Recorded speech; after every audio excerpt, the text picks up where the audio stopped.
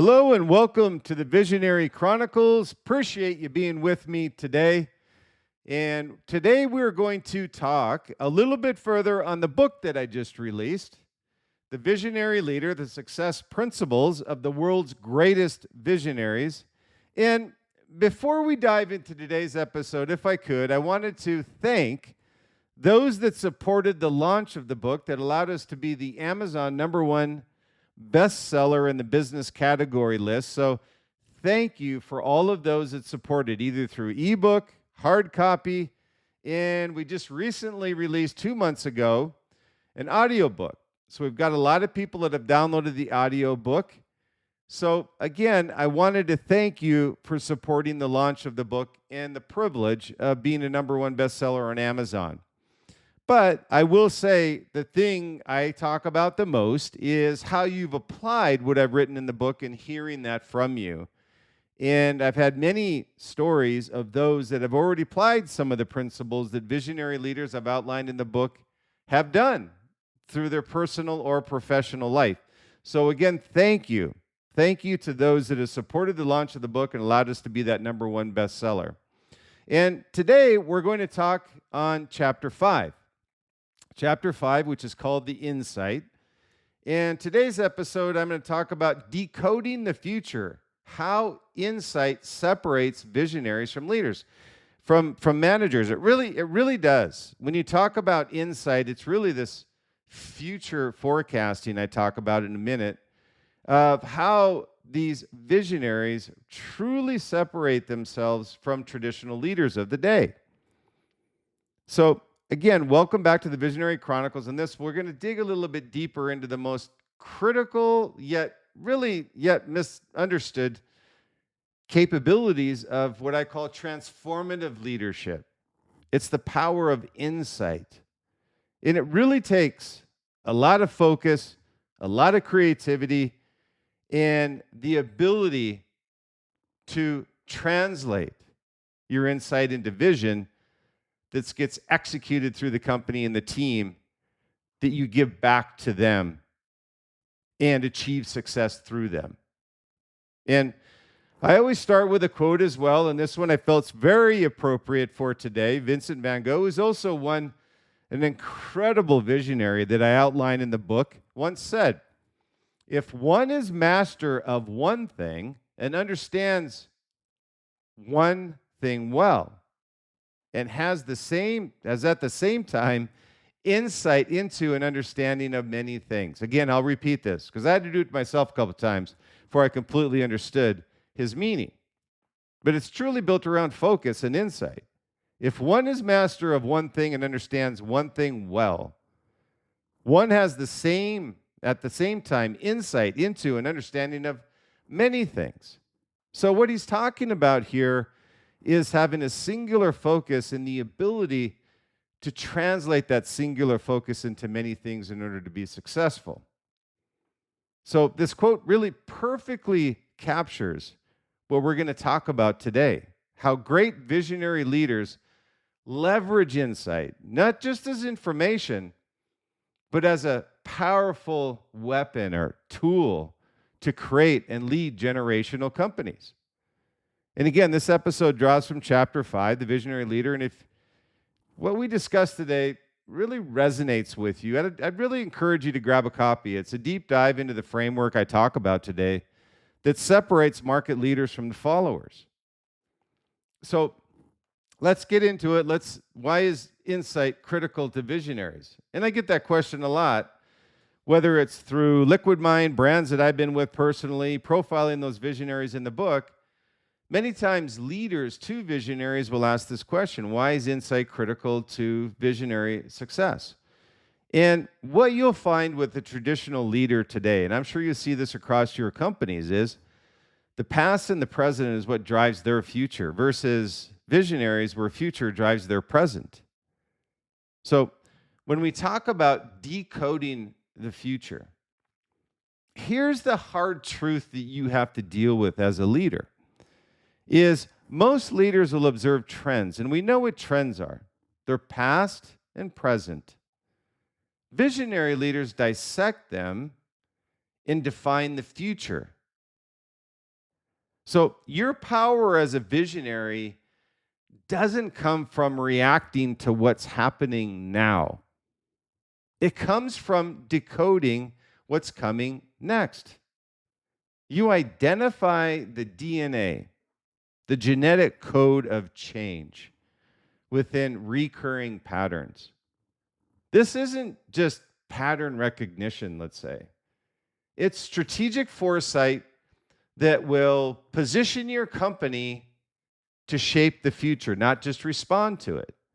And when I'm talking to leaders of companies and brands, just so you know, and adapting this insight, this foresight, is that too many leaders of companies, through not wanting to take risk, and these are two compatible strategies that you have to have as a leader, is the ability for insight, but also the willingness to want to take risk in order to achieve that insight that gets translated to vision for your company. So what I've done is I put together a few principles of future-focused insight that you can adapt and utilize in your company, brand, whiteboarding, whatever it may be, that not a lot of people think about today. So here's 3 key principles in order for you to start defining your vision through foresight, insight. The first is strategic foresight over a tactical response. And what do I mean by that? Visionary leaders really consider the long-term implications of every decision that they make. They have a clear vision of where they're taking their company, their brand, their service, whatever it may be. And that vision is built on an understanding and a trajectory is just not a trend. It's something that's ongoing, something that hasn't been set in stone yet. Trends are set in stone, right? You can visually see it. What we're talking about here on dissecting the DNA of the future is something that you haven't seen yet. So that's why foresight and insight is so important. A tactical response is just that. It's a response. You respond to things. You react to things. You don't anticipate things. And the second is anticipating customer needs before they truly articulate them to you. And I'll use Steve Jobs as an example. Is he anticipated what the customers needed. And Henry Ford did this as well. When he was building his Model T, he said, if I asked my customer what they wanted, they would have said a faster horse. So great leaders invest time and resources into understanding global. And I say global. Understand, we're not talking North America. We're talking about global opportunities. Because you need the ability to scale your vision as a visionary leader. Through market research and the dynamic nature of consumer behavior is different in each region across the world. So there's different opportunities.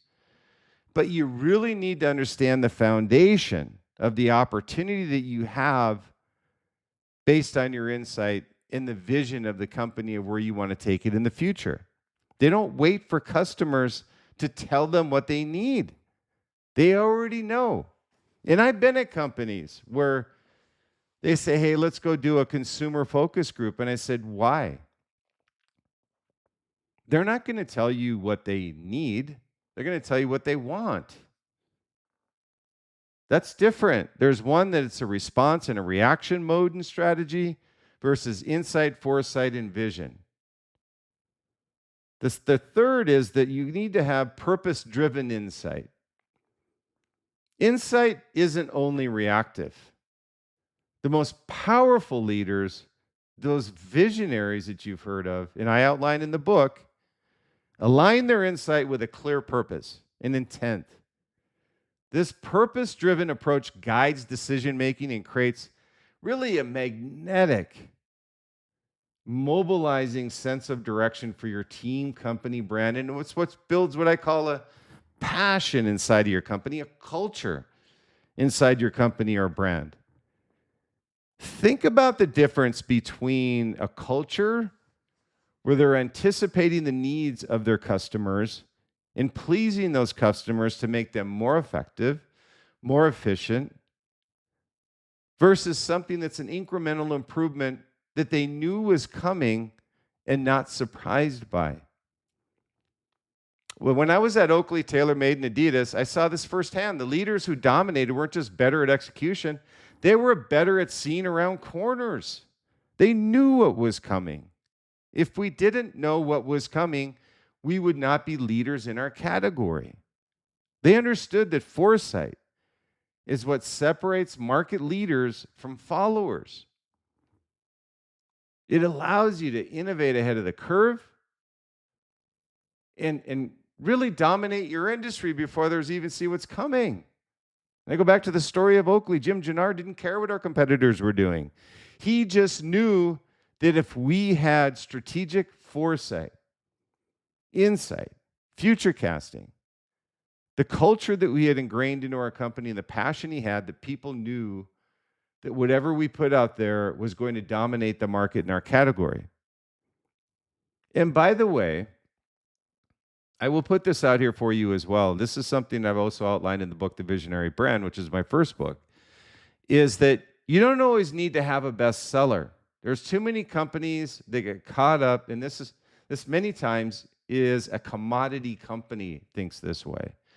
It doesn't have to be a bestseller to have an impact as a brand. What you need is the ability for people to be looking at what you're doing and building a culture that's different. And you know where I'm going with this? It's think different.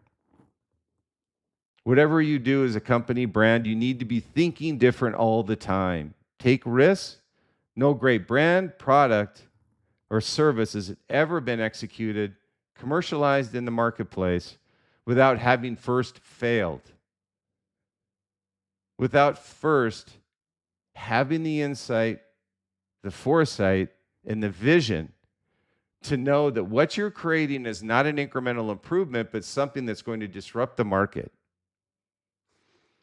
So insight is really agile. It's another point I want to make here is that, let me be really clear first, that insight without agility is just information. Visionary insight is both sharp and responsive. Again, insight without agility is just information. Visionary insight is both sharp and responsive, meaning that you need to have what I call flexibility and adaptability.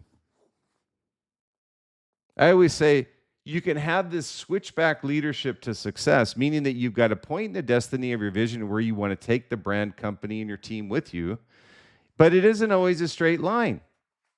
It could be not point to point, but rather like going down a mountain skiing, the switchback and forth. But eventually you hit your destination, which is the base of the mountain. It's very similar with visionary leadership.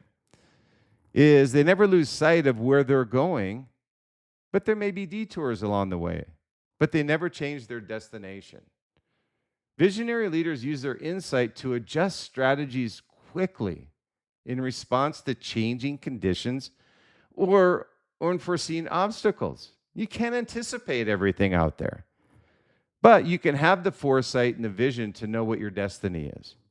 They understand the importance of using calculated insights to validate concepts, identify opportunities, and address potential barriers to success. So the next question I always get is, well, what makes insight agile? How do I know that I'm sticking to my destination point? When I go off course, how do I get back on course? So I put together 3 points here on what makes insight agile. So the first is the blend of intuition and expertise. Visionary insight is born from sharp intuition combined with deep knowledge. And while these visionary leaders possess finely tuned instincts that allow them to perceive connections, others might overlook their insights are rooted in extensive study and understanding of their business that others may not do.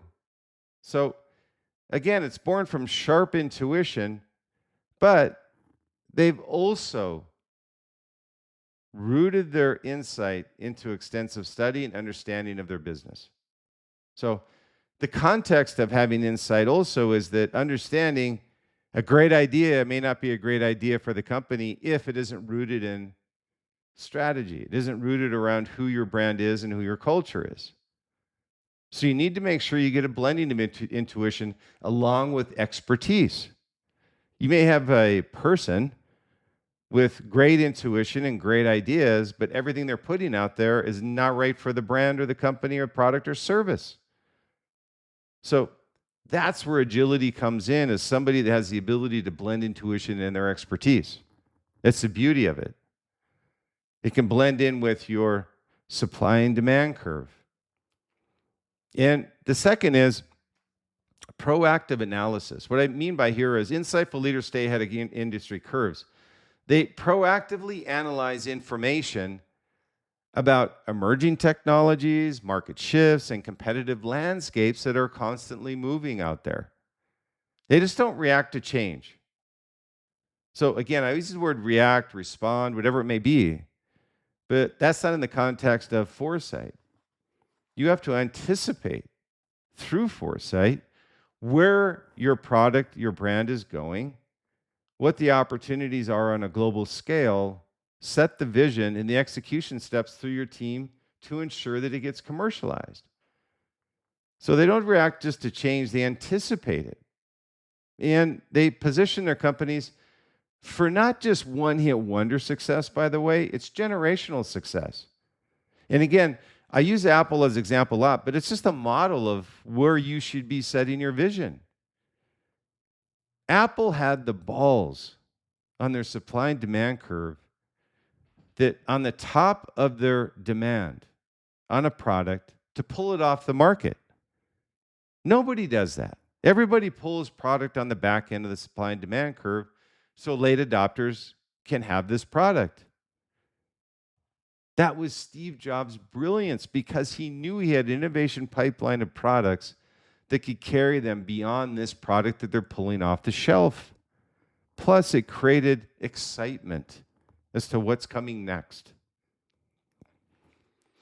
So here's a little bit of tactical framework that I've used throughout my career and also through Liquid Mind, where we have one-to-one, what we call sessions with leaders of companies looking to set their future vision. And not a lot of companies think about this because it takes an intense amount of effort. It takes an intense amount of concentration and focus to do it. So by design, that's why they call us. They need to have an approach of how to consistently do this. And it isn't a one-time thing. It's something that's ingrained in the culture of your company that you do every single year. And what I call this tactical framework is, the first is what I call the SWOT plus approach. And what I mean by this is that visionary leaders conduct thorough competitive analysis. They're identifying weaknesses and strengths, opportunities and threats in the competitive landscape, but they don't stop there. So most traditional companies, when you say SWOT, strength, weakness, opportunities, and threats, that's where they stop. But if you want a SWOT plus approach, as we call it, it's liquid, it's fluid, you'll add scenario planning, creating multiple future scenarios based on different potential outcomes. I get it. It's a lot more challenging, but at the same time, it does give you the ability to test market your scenario. This exercise helps them really prepare for various possibilities and develop adaptable strategies for future scenarios. Meaning that, let's say that we have developed a product that we know is going to be an incremental update to what we currently have in the marketplace. But we know that there's something we could put into the marketplace that will disrupt. But the key to this is, and this is where scenario planning comes in, we've already done the SWOT analysis. We know that we can gain market share. We know we can disrupt the market. But we also need to understand that once this product hits the market, we will need to have had in our head what's going to be the next generation. Incremental is fine. Innovation's better. Disruption's the best. So again, this exercise really helps the leaders that we talk with Liquid Mind on our one-to-one scenarios really prepare for these possibilities and adaptable strategies for future scenarios. So they also seek insights from a variety of industries. By really understanding how different sectors are evolving, they can identify very quickly potential cross-industry innovations and apply them to their own context. This, what I call cross-pollination of ideas, where breakthrough innovation lives. And the second tactical framework that I use through Liquid Mind or the brands that I've been with is global perspective matters.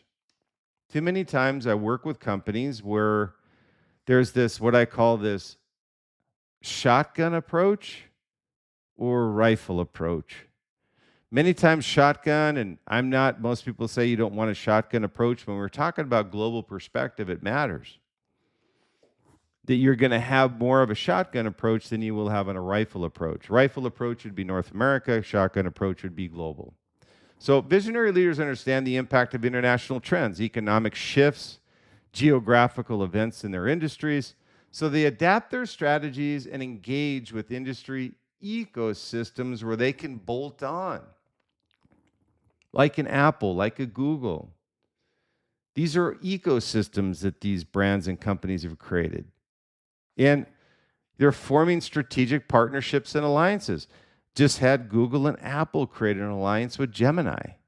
That's what I'm talking about.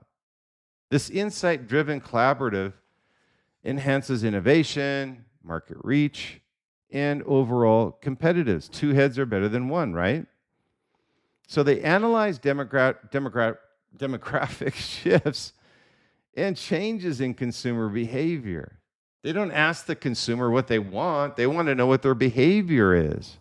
They observe. That's what you're looking at. It's fine to observe, but wrong to ask. They don't know. Have you ever been on these consumer surveys and you're talking to these people? Hey, what's the next footwear trend that you see? Can you imagine the answers? They're not footwear experts. Why are you taking their advice? It's fine if you say, hey, do you like this product? Do you not like this product? But you really need to understand consumer behavior. You need to understand how marathoners run and the issues that marathoners still have when they run with shoes, or sprinters, football players. As an example for footwear, you can use this in any industry. So understanding evolving demographics helps them anticipate shifts in market demand and really tailor their vision to meet future consumer needs as well. So the beauty of it is really understanding all these needs. And let's say that you do have a shoe that's going to correct 3 out of the 7 issues that the marathoner has. You've got 4 more that you can correct in the next incremental improvement, potentially change the shoe completely through a disruptive product. So they consider global economic trends, growth patterns, trade dynamics, market fluctuations, and this macroeconomic awareness that really informs their vision and their strategic planning as they move along. But I would say probably the most important thing is they consider societal and cultural dynamics. They're changing all the time. They anticipate shifts in values. These are intangibles, by the way. Cultural norms, ensuring that their vision resonates with the evolving mindset of their target demographic. So you need to also be careful. That's why I say global awareness, self-awareness. People talk about self-awareness. I'm talking about global awareness. Same thing. Be aware of how this product impacts those that are buying it in India versus Mexico versus the EU. So all of these different things matter.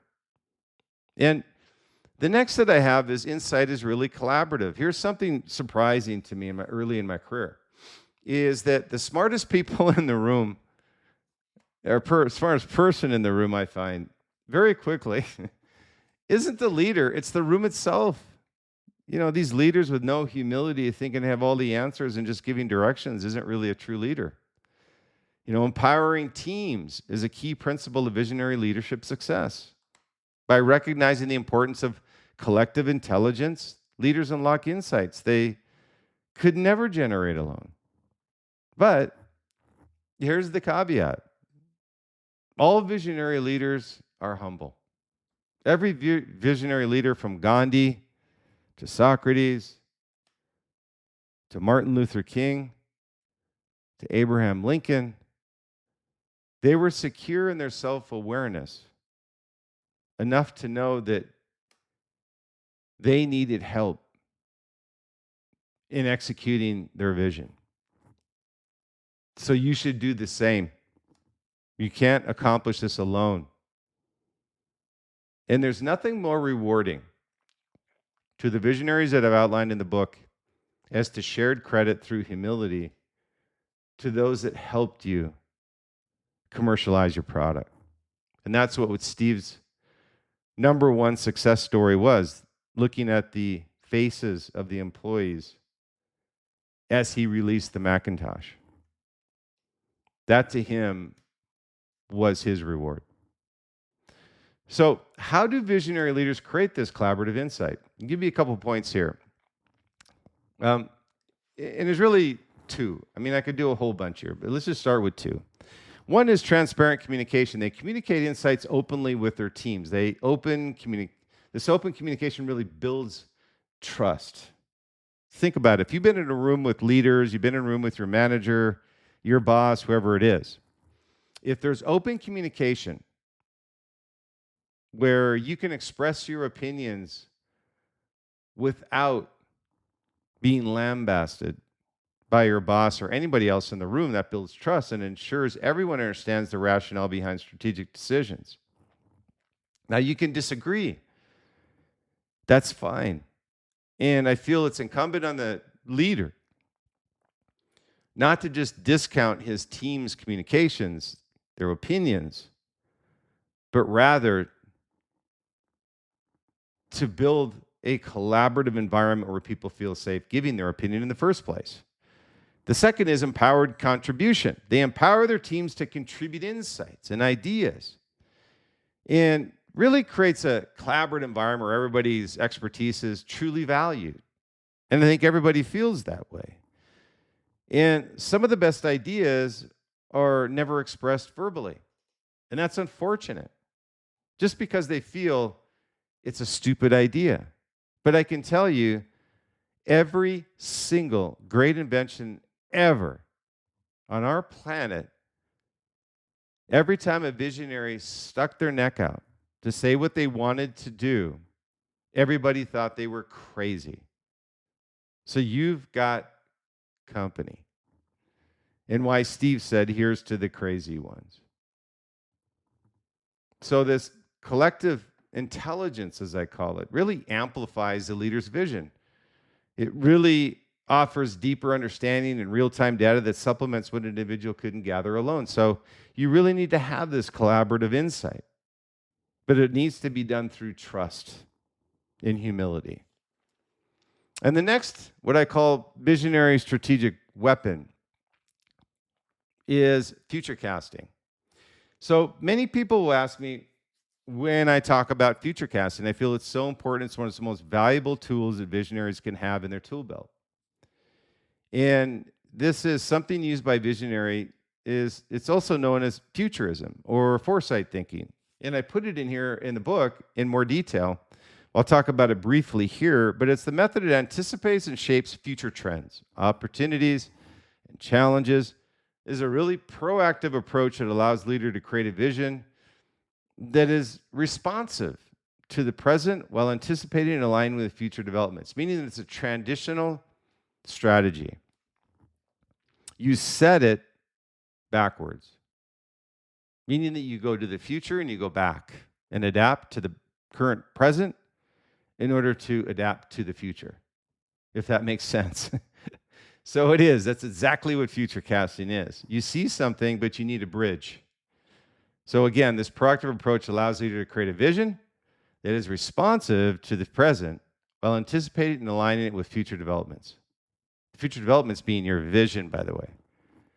So here's how it really works in practice. When I whiteboard this with leaders with Liquid Mind, the brand strategy firm that I have, the first is, let's just say how it works in practice is technology tracking. So visionary leaders closely follow technological advancements and innovations, but many find it frustrating. Frustrating from the, maybe you do as well. It's frustrating from the standpoint that things seem to change every day, if not every hour, every minute. And they assess potential impact of emerging technologies on their industry and business model, incorporating this understanding into their long-term vision. So that's technology tracking. So they understand the innovations, the advancements, and they assess the potential impact. And they say, I notice potential impact. That's, again, that switchback leadership. You say, hey, you can't anticipate everything else that's coming down the pipeline. All you can do is define what's currently available within your insight. Because your foresight is relative and your insight is relative to what you're doing, not what others are doing. And the second is expert collaboration. Beyond leveraging your team's expertise and frontline experiences, visionary leaders will collaborate with futurists or experts in foresight thinking. You may think this is the crystal ball. I affectionately put a crystal ball up on the whiteboard when I talk about this one, but really it's just someone who this is their job in the specific industry that you're working in or what you're looking to create. These professionals specialize in analyzing trends and making informed predictions about future developments, providing valuable insights that you can utilize in your strategy as you look to commercialize your visionary product, service, or brand. And so if we look at all that I've talked about here, and I think the last question that I get from leaders many times is, well, why does insight matter? It says, well, visionary leaders harness their insight through future casting and other forward-thinking practices to be proactive rather than reactive. So how do you do that? You do it through insight, and that's why it matters, and it's so important. And why I can talk about it intelligently is that if I have not worked with great visionaries, which I have, fortunately, over my career, and visionary brands, by the way, that everybody's familiar with, I've also profiled them in my book. And this is all true. This forward-thinking approach isn't just one methodology, it's a cornerstone of what I love, this word, is transformative leadership. If you want to be transformative, you need to have the ability to understand not just vision, but foresight, insight, but also how to execute that strategy in the present day into the future. So look into the future, build back, bridge that, and execute that vision through foresight. So again, by anticipating change rather than reacting to it, you just don't safeguard your organization's future, your company's future, your product's future. You shape it. And this is how you'll build legacies, not just companies. I talk many times about the innovation pipeline. And the innovation pipeline is really having product that you can serve for 10 years, a decade. And a great example of this is Sony Walkman, right? It sold it for 20 years, 100, 200 million units, whatever the number finally ended up to be, but they really had no innovation pipeline. It was a one-hit wonder they made a ton of money on. But as soon as they were at the end of their wave, they had nothing. So they lost their edge in the marketplace rather than continuing to surf it. So that's what I'm talking about with this pipeline, that you need to make sure that you have it in your business. So what does this practical execution look like? One is customer empathy, number one. These leaders cultivate deep empathy for their customers. Steve said, simple is sophisticated. If you have to read the instructions and how to set it up, it's too damn difficult. How do you set up the Apple computer? He said 1, 2, 3. Take it out of the box, plug it in, hit the power button. That's 3. So he had a tremendous amount of empathy for his customers and what he was creating. Just because you're an engineer doesn't mean that everybody's an engineer. Have empathy for who you're selling product to. So these leaders cultivate deep empathy for their customers, using it to refine product, your services, or overall customer experiences. Number 2 is they have diverse perspectives. They really recognize the value of diverse perspectives and ideas, encouraging idea generation to uncover insights that drive innovation, and truly foster a culture of creativity within their brands. That's why I love the ideation sessions that we create with Liquid Mind, ones that we've also done with Oakley, TaylorMade, Adidas, all the brands that I've been with. They've got a great ideation strategy, and they carry it out continually, year after year. But guess what? One thing that they don't do is they don't look at the competition to get ideas. Where do they go? They look for adaptable technologies they can put in their products that allow them to become generational. And the last here is behavioral observation. That's what I talk about with adaptable technologies, is that visionary leaders pay close attention to customer behavior. They don't ask the customer, they observe.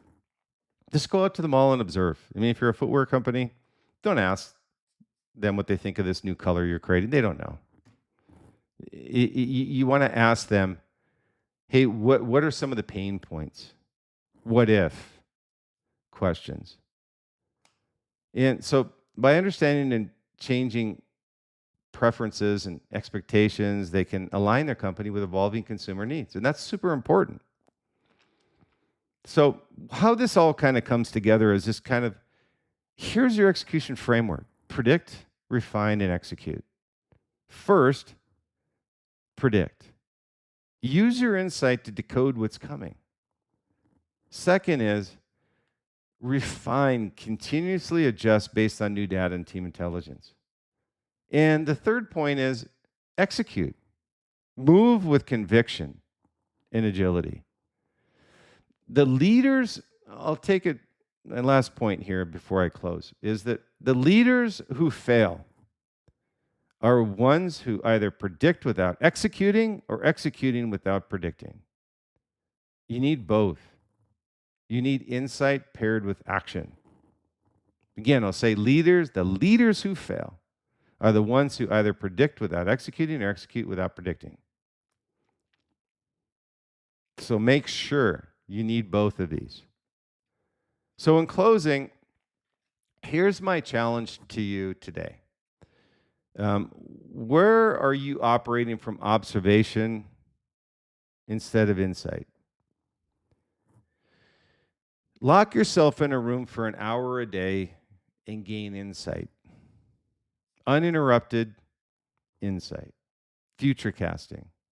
Foresight. Second question is, what are you reacting? Where are you reacting instead of predicting?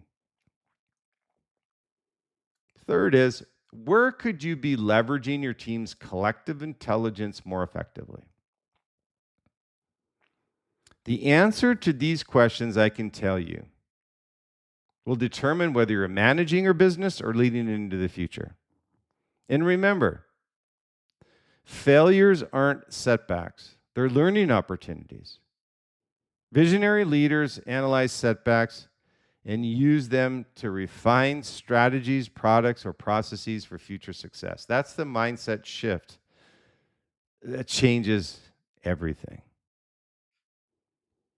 So thank you for being with me today on the Visionary Chronicles. As I said, I always appreciate your time. And if this episode resonated with you, I'd encourage you to grab a copy of The Visionary Leader, The Success Principles of the World's Greatest Leaders. It's available now wherever books are sold. And it's a perfect companion if you're looking to reignite your purpose, which I know many leaders are looking at today, or lead with more clarity in this really super complex world. And as a thank you to my loyal podcast listeners and the visionary community we're building, you can grab an ebook version for $1.99 on Amazon. And we're doing constant giveaways of hard copy books, now audio books. We're going to be doing giveaways on our podcast. We'll give you links to enter that contest for free audiobooks and also hard copy books. And we want to give those to as many leaders as possible and extend our reach. This book is really a culmination of decades of research, experiences, real-world insights of brands that I've been with, companies that I work with at Liquid Mind, and to what makes leaders like Steve Jobs, Leonardo da Vinci, Elon Musk truly visionary. And once you've read it, if you could leave an honest review on Amazon, that's always appreciated. And again, your support means the world to me. And your purchase goes a long way in helping us to spread the vision even further. And only through you does that happen. I can't do it. And if you've read the book, and if you would like to share this with others, you can do hashtag Visionary Chronicles, hashtag the Visionary Leader, or you can reach out directly to me at Brian, B-R-Y-A-N, at liquidmindsite.com. That's LIQUIDMINDSITE.com. And I'm happy to answer your questions. And I'm always curious as to see how you applied what I put in the Visionary brand or the Visionary Leader. I read every single one, and I'll feature some of those of the best insights in upcoming episodes as well. I'll put quotes in there. So, well, again, thank you for joining me on the Visionary Chronicles, where the future is created by those bold enough to shape it. Until next time, keep innovating, keep leading, keep shaping the future. Thank you for continued support, and I look forward to hearing from you soon. As always, stay true, stay authentic, be different, and be great, but enjoy the journey along the way.